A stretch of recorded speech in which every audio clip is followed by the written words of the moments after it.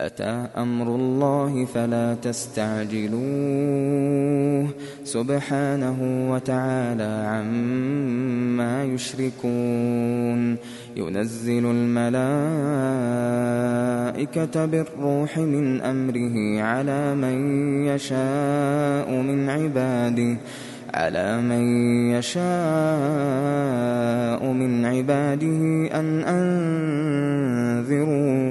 أن أنذروا أنه لا إله إلا أنا فاتقون خلق السماوات والأرض بالحق تعالى عما يشركون خلق الإنسان من نطفة فإذا هو خصيم مبين والأنعام خلقها لكم فيها دفء ومنافع ومنها تأكلون ولكم فيها جمال حين تريحون وحين تسرحون وتحمل أثقالكم إلى بلد لم تكونوا بالغيه إلا بشق الأنفس إن ربكم لرؤوف رحيم والخيل والبغال والحمير لتركبوها وزينة ويخلق ما لا تعلمون وعلى الله قصد السبيل ومنها جائر ولو شاء لهداكم أجمعين هو الذي أنزل من السماء ماء لكم منه شراب ومنه شجر فيه تسيمون ينبت لكم به الزرع والزيتون والنخيل والأعناب ومن كل الثمرات إن في ذلك لآية لقوم يتفكرون وسخر لكم الليل والنهار والشمس والقمر والنجوم مسخرات بأمره إن في ذلك لآيات لقوم يعقلون وما ذرأ لكم في الأرض مختلفا ألوانه إن في ذلك لآية لقوم يذكرون وهو الذي سخر البحر لتأكلوا منه لحما طريا وتستخرجوا منه حلية تلبسونها وترى الفلك مواخر فيه ولتبتغوا من فضله ولعلكم تشكرون وألقى في الأرض رواسي أن تميد بكم وأنهارا وسبلا لعلكم تهتدون وعلامات وبالنجم هم يهتدون أفمن يخلق كمن لا يخلق أفلا تذكرون أفمن يخلق كمن لا يخلق أفلا تذكرون وإن تعدوا نعمة الله لا تحصوها إن الله لغفور رحيم والله يعلم ما تسرون وما تعلنون والذين يدعون من دون الله لا يخلقون شيئا وهم يخلقون أموات غير أحياء وما يشعرون أيان يبعثون إلهكم إله واحد فالذين لا يؤمنون بالآخرة قلوبهم منكرة وهم مستكبرون لا جرم أن الله يعلم ما يسرون وما يعلنون يحب المستكبرين. وإذا قيل لهم ماذا أنزل ربكم قالوا أساطير الأولين ليحملوا أوزارهم كاملة يوم القيامة ومن أوزار الذين يضلونهم بغير علم ألا ساء ما يزرون. قد مكر الذين من قبلهم فأتى الله بنيانهم من القواعد فخر عليهم السقف من فوقهم وأتاهم العذاب من حيث لا يشعرون. ثم يوم القيامة يخزيهم ويقول أين شركائي الذين كنتم تشاقون فيهم قال الذين أوتوا العلم إن الخزي اليوم والسوء على الكافرين الذين تتوفاهم الملائكة ظالمي أنفسهم فألقوا السلم ما كنا نعمل من سوء بلى إن الله عليم بما كنتم تعملون. فادخلوا أبواب جهنم خالدين فيها فلبئس مثوى المتكبرين. وقيل للذين اتقوا ماذا أنزل ربكم قالوا خيرا للذين أحسنوا في هذه الدنيا حسنة ولدار الآخرة خير ولنعم دار المتقين. جنات عدن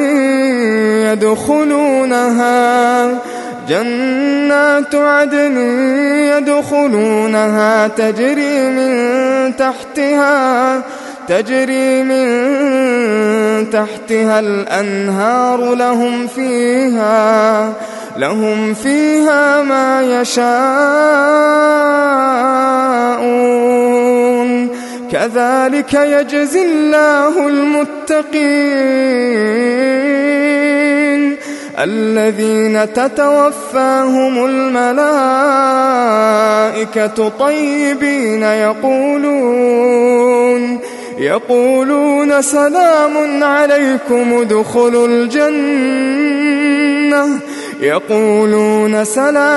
عليكم ادخلوا الجنة بما كنتم تعملون. هل ينظرون إلا أن تأتيهم الملائكة أو يأتي أمر ربك كذلك فعل الذين من قبلهم وما ظلمهم الله ولكن كانوا أنفسهم يظلمون. فأصابهم سيئات ما عملوا وحاق بهم ما كانوا به يستهزئون. وقال الذين أشركوا لو شاء الله ما عبدنا من دونه من شيء نحن ولا آباؤنا ولا حرمنا من دونه من شيء كذلك فعل الذين من قبلهم فهل على الرسل إلا البلاغ المبين. ولقد بعثنا في كل أمة رسولا أن اعبدوا الله واجتنبوا الطاغوت فمنهم من هدى الله ومنهم من حقت عليه الضلالة فسيروا في الأرض فانظروا كيف كان عاقبة المكذبين إن تحرص على هداهم فإن الله لا يهدي من يضل وما لهم من ناصرين وأقسموا بالله جهد أيمانهم لا يبعث الله من يموت بلى وعدا عليه حقا ولكن أكثر الناس لا يعلمون ليبين لهم الذي يختلفون فيه وليعلم الذين كفروا أنهم كانوا كاذبين إنما قولنا لشيء إذا أردناه أن نقول له كن فيكون والذين هاجروا في الله من بعد ما ظلموا لنبوئنهم في الدنيا حسنة ولأجر الآخرة أكبر لو كانوا يعلمون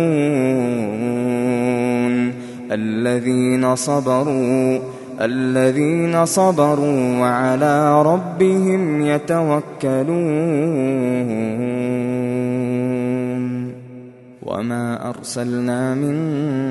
قبلك إلا رجالا نوحي إليهم فاسألوا أهل الذكر إن كنتم لا تعلمون بالبينات والزبر وأنزلنا إليك الذكر لتبين للناس ما نزل إليهم ولعلهم يتفكرون أفأمن الذين مكروا السيئات أن يخسف الله بهم الأرض أو يأتيهم العذاب من حيث لا يشعرون أو يأخذهم في تقلبهم فما هم بمعجزين أو يأخذهم على تخوف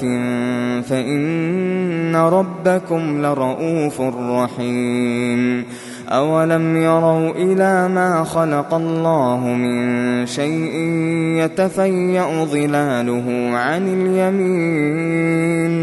يتفيأ ظلاله عن اليمين والشمائل سجدا لله وهم داخرون ولله يسجد ما في السماوات وما في الأرض من دابة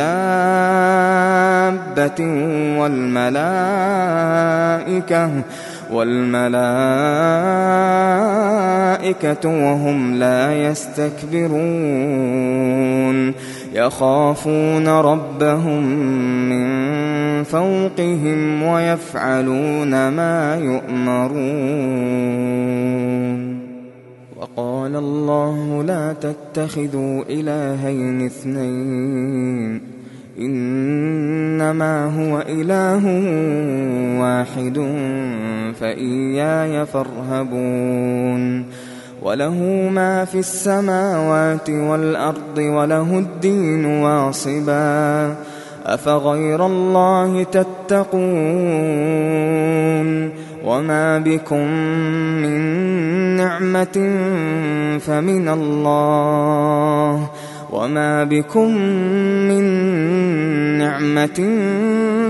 الله ثم إذا مسكم الضر فإليه تجأرون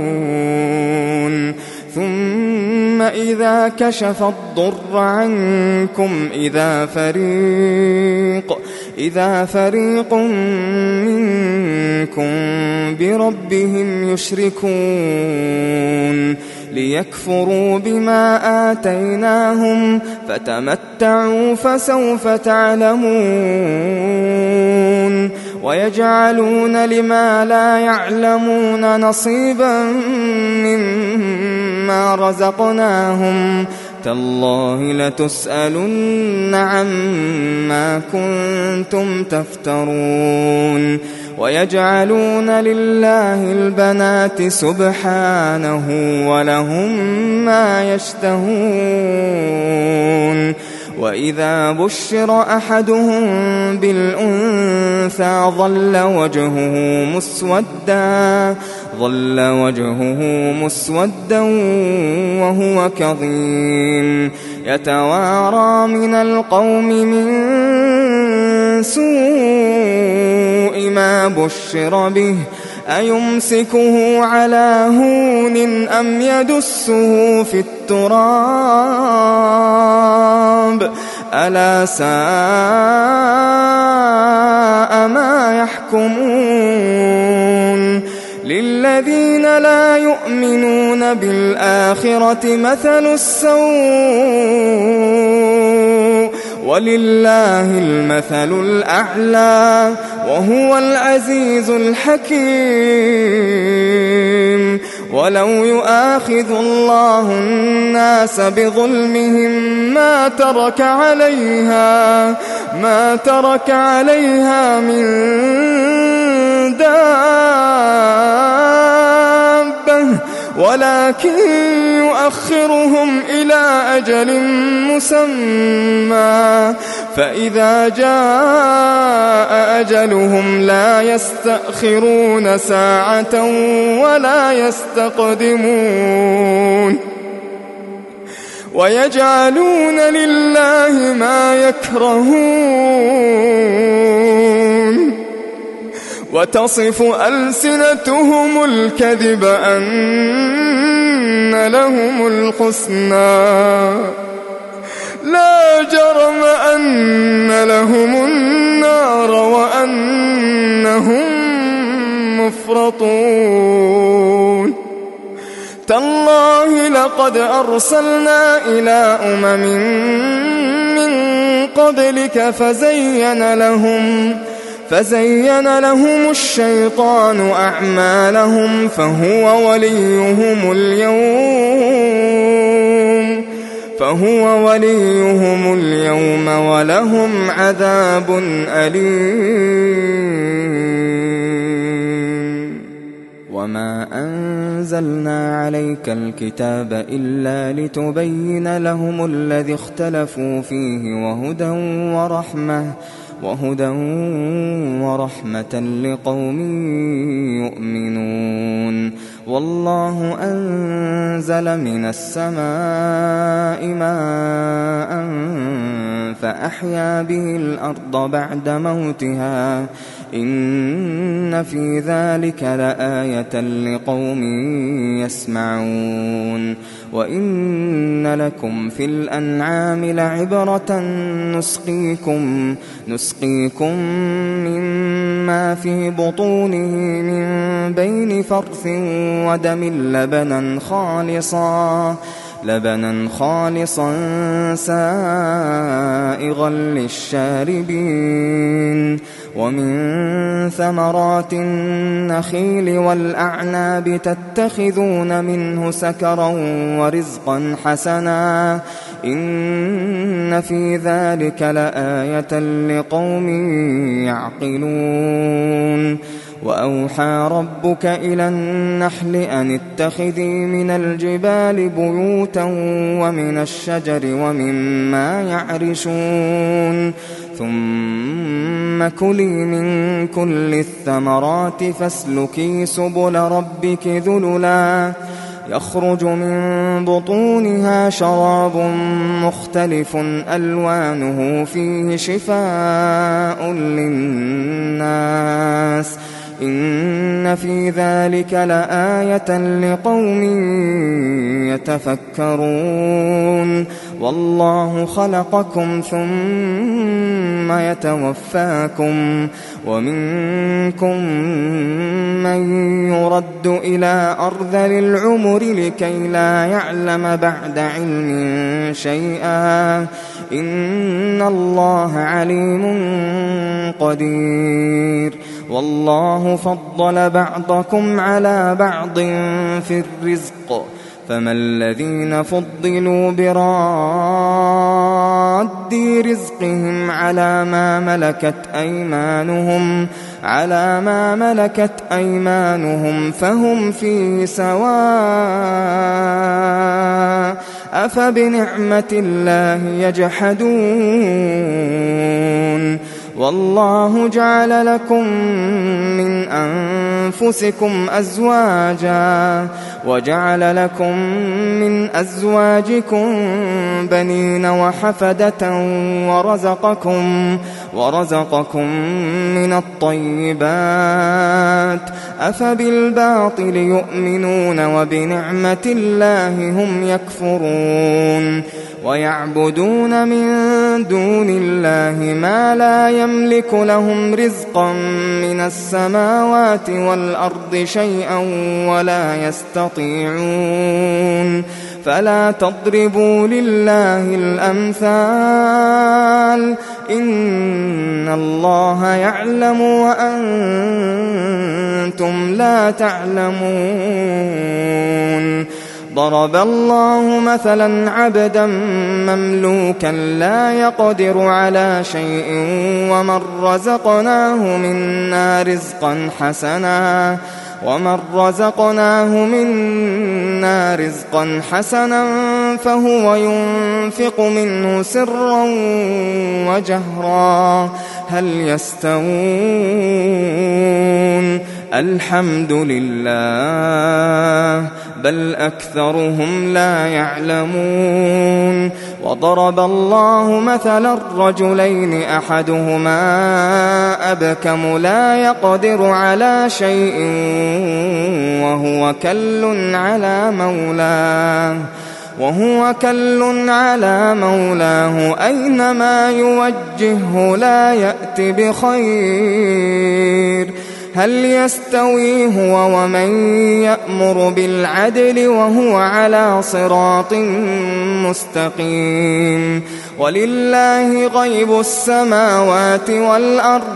وما أمر الساعة إلا كلمح البصر أو هو أقرب إن الله على كل شيء قدير والله أخرجكم من بطون أمهاتكم لا تعلمون شيئا وجعل لكم السمع والأبصار والله أخرجكم من بطون أمهاتكم لا تعلمون شيئا وجعل لكم السمع والأبصار والأفئدة لعلكم تشكرون ألم يروا إلى الطير مسخرات في جو السماء ما يمسكهن إلا الله إن في ذلك لآيات لقوم يؤمنون والله جعل لكم من بيوتكم سكنا وجعل لكم من جلود الأنعام بيوتا تستخفونها يوم ظعنكم ويوم إقامتكم ومن أصوافها وأوبارها وأشعارها أثاثا ومتاعا إلى حين والله جعل لكم مما خلق ظلالا وجعل لكم من الجبال أكنانا وجعل لكم سرابيل تقيكم الحر وسرابيل تقيكم بأسكم كذلك يتم نعمته عليكم لعلكم تسلمون فإن تولوا فإنما عليك البلاغ المبين يعرفون نعمة الله ثم ينكرونها وأكثرهم الكافرون ويوم نبعث من كل أمة شهيدا ثم لا يؤذن للذين كفروا ولا هم يستعتبون وإذا رأى الذين ظلموا العذاب فلا يخفف عنهم ولا هم ينظرون وإذا رأى الذين أشركوا شركاءهم قالوا ربنا هؤلاء شركاؤنا الذين كنا ندعو من دونك فألقوا إليهم القول إنكم لكاذبون وألقوا إلى الله يومئذ السلم وضل عنهم ما كانوا يفترون الذين كفروا وصدوا عن سبيل الله زدناهم عذابا فوق العذاب بما كانوا يفسدون ويوم نبعث في كل أمة شهيدا عليهم من أنفسهم وجئنا بك شهيدا على هؤلاء ونزلنا عليك الكتاب تبيانا لكل شيء وهدى ورحمة وبشرى للمسلمين إن الله يأمر بالعدل والإحسان وإيتاء ذي القربى وينهى عن الفحشاء والمنكر والبغي يعظكم لعلكم تذكرون وأوفوا بعهد الله إذا عاهدتم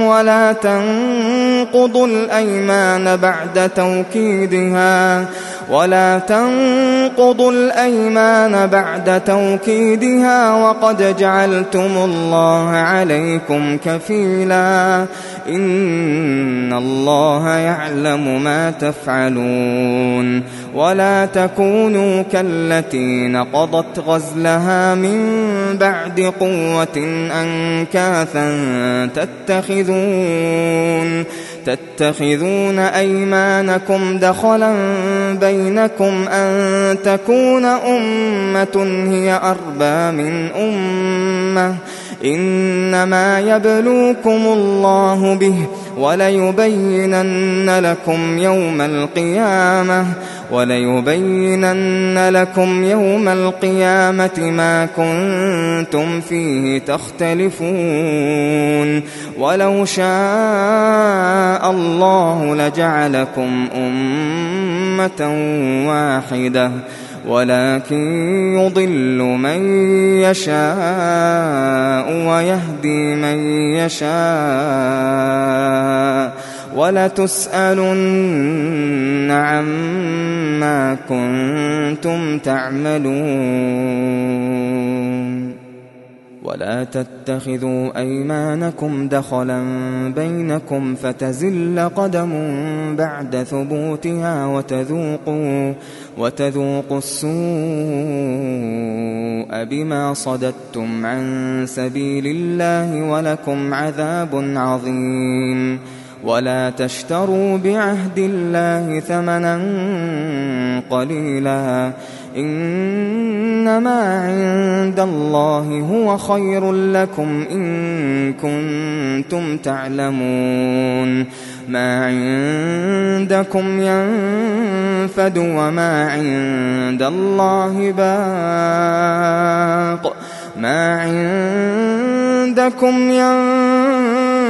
وما عند الله باق ولنجزين الذين صبروا أجرهم بأحسن ما كانوا يعملون من عمل صالحا من ذكر أو أنثى وهو مؤمن فلنحيينه حياة طيبة ولنجزينهم أجرهم بأحسن ما كانوا يعملون فإذا قرأت القرآن فاستعذ بالله من الشيطان الرجيم إنه ليس له سلطان على الذين آمنوا وعلى ربهم يتوكلون إنما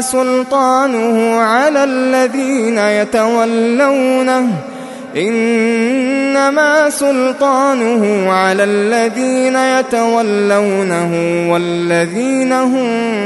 به مشركون وإذا بدلنا آية مكان آية والله أعلم بما ينزل قالوا إنما أنت مفتر بل أكثرهم لا يعلمون قل نزله روح القدس من ربك بالحق ليثبت الذين آمنوا وهدى وبشرى للمسلمين ولقد نعلم أنهم يقولون إنما يعلمه بشر لسان الذي يلحدون إليه أعجمي وهذا لسان عربي مبين إن الذين لا يؤمنون بآيات الله لا يهديهم الله ولهم عذاب أليم إنما يفتري الكذب الذين لا يؤمنون بآيات الله وأولئك هم الكاذبون من كفر بالله من بعد إيمانه إلا من أكره وقلبه مطمئن بالإيمان ولكن من شرح بالكفر صدرا فعليهم غضب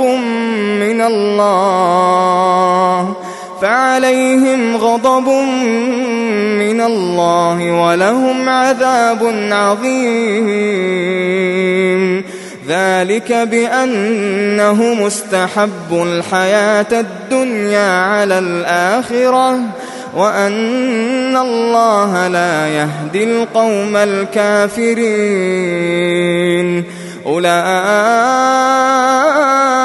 الذين طبع الله على قلوبهم وسمعهم وأبصارهم وأولئك هم الغافلون لا جرم أنهم في الآخرة هم الخاسرون ثم إن ربك للذين هاجروا من بعد ما فتنوا ثم جاهدوا وصبروا إن ربك من بعدها لغفور رحيم يوم تأتي كل نفس تجادل عن نفسها وتوفى كل نفس ما عملت وهم لا يظلمون وضرب الله مثلا قرية كانت آمنة مطمئنة يأتيها رزقها رغدا من كل مكان فكفرت بأنعم الله فأذاقها الله لباس الجوع والخوف بما كانوا يصنعون ولقد جاءهم رسول منهم فكذبوه فأخذهم العذاب وهم ظالمون فكلوا مما رزقكم الله حلالا